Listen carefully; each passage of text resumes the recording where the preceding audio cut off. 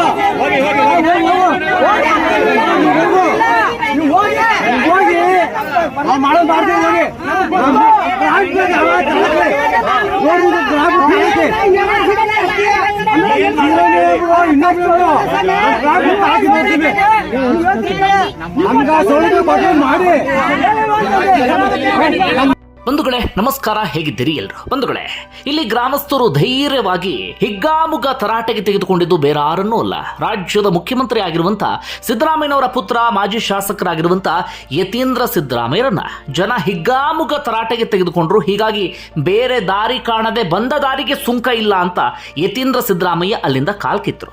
ಯತೀಂದ್ರ ಸಿದ್ದರಾಮಯ್ಯಗೆ ಅಲ್ಲಿನ ಗ್ರಾಮಸ್ಥರು ಧೈರ್ಯವಾಗಿ ಹೇಗೆ ತರಾಟೆಗೆ ತೆಗೆದುಕೊಂಡ್ರೋ ಅದೇ ರೀತಿಯಾಗಿ ಪ್ರತಿ ಗ್ರಾಮದಲ್ಲಿ ಗ್ರಾಮಸ್ಥರು ಸುಳ್ಳು ಹೇಳಿಕೊಂಡು ಏನೂ ಕೆಲಸ ಮಾಡದೆ ನಾಚಿಕೆ ಮಾನ ಮರ್ಯಾದೆ ಇಲ್ಲದೆ ಚುನಾವಣೆಯ ಸಂದರ್ಭದಲ್ಲಿ ಮಾತ್ರ ಕೈ ಮುಕ್ಕೊಂಡು ಕಾಲಿಗೆ ಬೀಳ್ತಾ ಮನೆ ಬಾಗಿಲಿಗೆ ಬರುವಂತ ಸಂಸದರಿಗೆ ಶಾಸಕರಿಗೆ ತರಾಟೆಗೆ ತೆಗೆದುಕೊಂಡಿದ್ರೆ ಇವತ್ತು ನಮ್ಮ ದೇಶ ಎಲ್ಲಿಗೋ ಹೋಗಿರ್ತಾ ಇತ್ತು.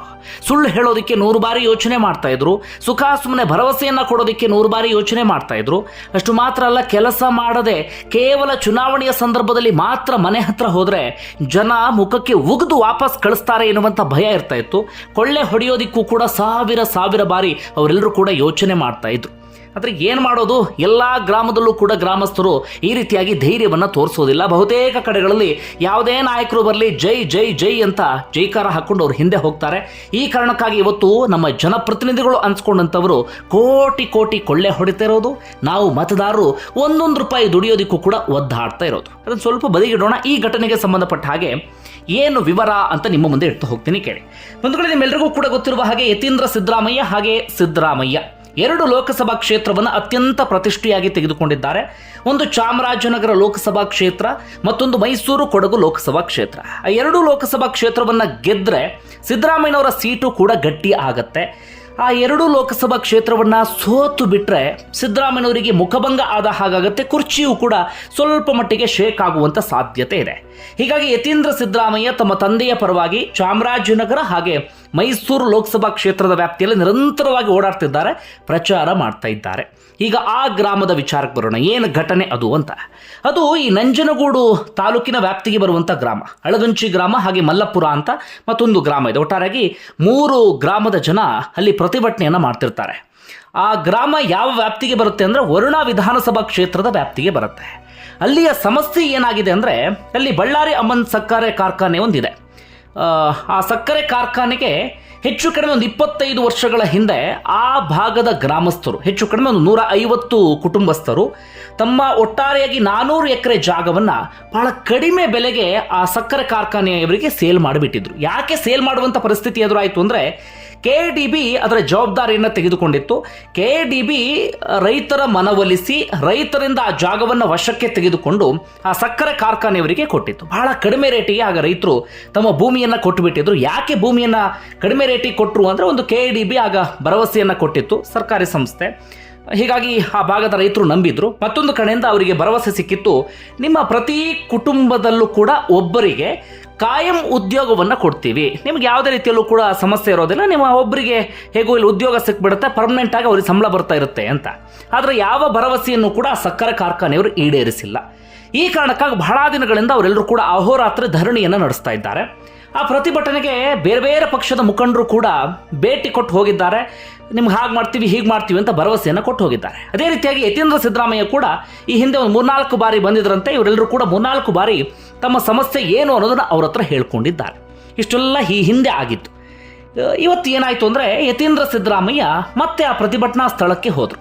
ಪ್ರತಿಭಟನಾ ಸ್ಥಳಕ್ಕೆ ಹೋದಂಥ ಯತೀಂದ್ರ ಸಿದ್ದರಾಮಯ್ಯ ಅವರ ಸಮಸ್ಯೆಯನ್ನು ಕೇಳೋದು ಬಿಟ್ಟು ಅವ್ರು ಏನು ಮಾಡಿದ್ರು ಅಂದರೆ ಚಾಮರಾಜನಗರ ಲೋಕಸಭಾ ಕ್ಷೇತ್ರದ ಅಭ್ಯರ್ಥಿಯಾಗಿರುವಂಥ ಸುನೀಲ್ ಬೋಸ್, ಈ ವರುಣಾ ವಿಧಾನಸಭಾ ಕ್ಷೇತ್ರದ ಒಂದಷ್ಟು ಭಾಗ ಈ ಚಾಮರಾಜನಗರ ಲೋಕಸಭಾ ಕ್ಷೇತ್ರದ ವ್ಯಾಪ್ತಿಗೆ ಬರುತ್ತೆ.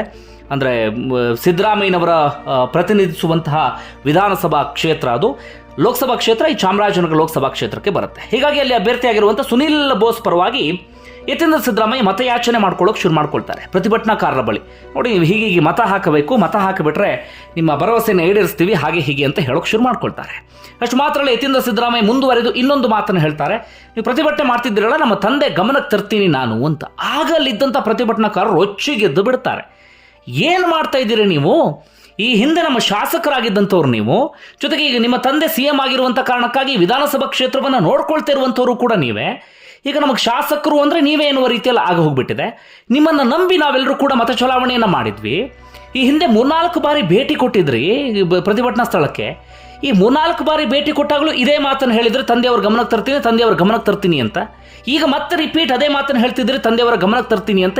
ಏನು ಮತ್ತೆ ಇಲ್ಲಿವರೆಗೆ ಏನು ಮಾಡ್ತಾ ಇದ್ರಿ ನೀವು ಅಂತ ತರಾಟೆಗೆ ತೆಗೆದುಕೊಳ್ತಾರೆ. ಮುಂದುವರೆದು ಯತೀಂದ್ರ ಸಿದ್ದರಾಮಯ್ಯ ಇನ್ನೊಂದು ಮಾತು ಹೇಳ್ತಾರೆ, ನಾವು ಸಕ್ಕರೆ ಕಾರ್ಖಾನೆ ಮಾಲೀಕರ ಜೊತೆಗೆ ಮಾತಾಡಿದ್ವಿ, ಅವ್ರು ನಮ್ಮ ಮಾತು ಕೇಳ್ತಾ ಇಲ್ಲ, ನಾವು ಹೇಳಿದ್ದಕ್ಕೆ ಒಪ್ಕೊಳ್ತಾ ಇಲ್ಲ ಅವರು ಅಂತ. ಆಗ ಪ್ರತಿಭಟನಾಕಾರರು ಇನ್ನಷ್ಟು ರೊಚ್ಚಿಗೆದ್ದು ಬಿಡ್ತಾರೆ. ನೀವು ಯಾವ ಸೀಮೆಯ ಜನಪ್ರತಿನಿಧಿಗಳು? ಒಂದು ಸಕ್ಕರೆ ಕಾರ್ಖಾನೆ ಮಾಲೀಕರನ್ನು ಒಪ್ಸೋದಕ್ಕೆ ಸಾಧ್ಯ ಆಗೋದಿಲ್ಲ, ಅವ್ರ ಜೊತೆಗೆ ಸಂಧಾನ ಮಾಡೋದಕ್ಕೆ ಸಾಧ್ಯ ಆಗೋದಿಲ್ಲ ಅಂದರೆ ಏನು ಪ್ರಯೋಜನ? ನಿಮ್ಮ ತಂದೆ ಇಡೀ ರಾಜ್ಯವನ್ನು ಪ್ರತಿನಿಧಿಸುವಂಥ ಮುಖ್ಯಮಂತ್ರಿಗಳು ಅಂತ ಹೇಳಿ ಆ ಭಾಗದ ಜನ ತರಾಟೆಗೆ ತೆಗೆದುಕೊಳ್ತಾರೆ. ಯತೀಂದ್ರ ಸಿದ್ದರಾಮಯ್ಯ ಮುಜುಗರಕ್ಕೊಳಗಾಗ್ಬಿಡ್ತಾರೆ. ಎಷ್ಟೇ ಅವರ ಮನವೊಲಿಸೋದಕ್ಕೆ ಪ್ರಯತ್ನ ಪಟ್ಟರು ಕೂಡ ಆ ಜನ ಕೇಳೋದಕ್ಕೆ ಅವ್ರು ರೆಡಿ ಇರೋದಿಲ್ಲ. ನಾವು ಕೇಳೋದಕ್ಕೆ ರೆಡಿ ಇಲ್ಲವೇ ಇಲ್ಲ, ನೀವು ಏನು ಮಾಡ್ಕೋತೀರಿ ಮಾಡ್ಕೊಳ್ಳಿ ಹೋಗಿ, ನಾವು ಮತದಾನಕ್ಕೆ ಬಹಿಷ್ಕಾರವನ್ನು ಹಾಕ್ತೀವಿ, ಒಂದೇ ಒಂದು ಓಟು ನಿಮಗೆ ಹಾಕೋದಿಲ್ಲ ಅಂತ ಅತ್ಯಂತ ಧೈರ್ಯವಾಗಿ ಖಡಕ್ಕಾಗಿ ತರಾಟೆಗೆ ತೆಗೆದುಕೊಂಡು ಯತೀಂದ್ರ ಸಿದ್ದರಾಮಯ್ಯರನ್ನ ವಾಪಸ್ ಕಳಿಸಿ ಬಿಡ್ತಾರೆ. ಇನ್ನು ಬಂದ ದಾರಿಗೆ ಸುಂಕ ಇಲ್ಲ ಎನ್ನುವ ರೀತಿಯಲ್ಲಿ ಯತೀಂದ್ರ ಸಿದ್ದರಾಮಯ್ಯ ಅಲ್ಲಿಂದ ವಾಪಸ್ ಹೋಗಿಬಿಡ್ತಾರೆ. ಆಗಿದ್ದು ಎಡಹೊಟ್ಟೆ ಏನಪ್ಪ ಅಂದರೆ ಅಲ್ಲಿ ಪ್ರತಿಭಟನಾಕಾರರ ಸಮಸ್ಯೆ ಏನು ಅಂತ ಕೇಳಬೇಕಾಗಿತ್ತು. ಆದರೆ ಯತೀಂದ್ರ ಸಿದ್ದರಾಮಯ್ಯ ಸಮಸ್ಯೆಯನ್ನು ಕೇಳೋದು ಬಿಟ್ಟು ಅಲ್ಲೂ ಕೂಡ ಹೋಗಿ ಅವರ ನೋವು ಸಂಕಟದಲ್ಲೇ ಅವರಿದ್ದಾರೆ, ಅಲ್ಲೂ ಕೂಡ ಹೋಗಿ ನೀವು ನಮ್ಮ ಅಭ್ಯರ್ಥಿ ಪರವಾಗಿ ಮತ ಚಲಾವಣೆಯನ್ನು ಮಾಡಬೇಕು ಅನ್ನುವಂಥ ಮಾತನ್ನು ಹೇಳಿದರು. ಇದು ಅಲ್ಲಿದ್ದಂಥವರ ಪಿತ್ತ ನೆತ್ತಿಗೇರಿಸಿ ಬಿಡ್ತು. ಹೀಗಾಗಿ ಆ ಭಾಗದ ಜನ ಈ ರೀತಿಯಾಗಿ ತರಾಟೆಗೆ ತೆಗೆದುಕೊಂಡ್ರು. ಒಟ್ಟಾರೆ ಇದು ಅಲ್ಲಿ ನಡೆದಂತಹ ಘಟನೆ. ಇದು ಪ್ರತಿಯೊಬ್ಬ ಜನಪ್ರತಿನಿಧಿಗಳಿಗೂ ಕೂಡ ಎಚ್ಚರಿಕೆ ಪಾಠ ಅಂದ್ರೂ ಕೂಡ ತಪ್ಪಾಗಲಿಕ್ಕಿಲ್ಲ. ಈ ಹಿಂದೆಯೂ ಕೂಡ ಯತೀಂದ್ರ ಸಿದ್ದರಾಮಯ್ಯ ಒಂದು ಕಡೆ ಹೋದಾಗ ಜನ ಹಿಂಗೆ ತರಾಟೆ ತೆಗೆದುಕೊಂಡಿದ್ರು. ಶೋಭಾ ಕರಂದ್ಲಾಜೆ ಬೇರೆ ಬೇರೆ ಕಡೆಗೆ ಹೋದಾಗ ಸಂದರ್ಭದಲ್ಲಿ ಅಲ್ಲೂ ಕೂಡ ತರಾಟೆ ತೆಗೆದುಕೊಂಡಿದ್ರು. ಹೀಗೆ ಬೇರೆ ಬೇರೆ ಕಡೆಗಳಲ್ಲಿ ಒಂದಷ್ಟು ಸಂಸದರಿಗೆ, ಶಾಸಕರಿಗೆ ಜನ ಹಿಗ್ಗಾಮುಗ್ಗ ತರಾಟೆಗೆ ತೆಗೆದುಕೊಂಡಂಥ ಉದಾಹರಣೆಯನ್ನು ಗಮನಿಸಿದ್ದೇವೆ. ಈ ರೀತಿಯಾಗಿ ಅವರಿಗೆ ಬುದ್ಧಿ ಕಲಿಸಿದಾಗ ಮಾತ್ರ ಅವರೆಲ್ಲರೂ ಕೂಡ ಸರಿದಾರಿಗೆ ಬರ್ತಾರೆ. ಇಲ್ಲ ಅಂತ ಆದರೆ ಇದೇ ರೀತಿಯಾದಂಥ ಚಾಳಿಯನ್ನು ಮುಂದುವರಿಸ್ಕೊಂಡು ಹೋಗ್ತಾರೆ. ಎಂದಿಗೂ ಕೂಡ ಅವರು ಸರಿಯಾಗೋದಕ್ಕೆ ಸಾಧ್ಯನೇ ಇಲ್ಲ. ಇದನ್ನು ನಮ್ಮ ಜನ ಅರ್ಥ ಮಾಡ್ಕೊಳ್ಬೇಕಾಗತ್ತೆ.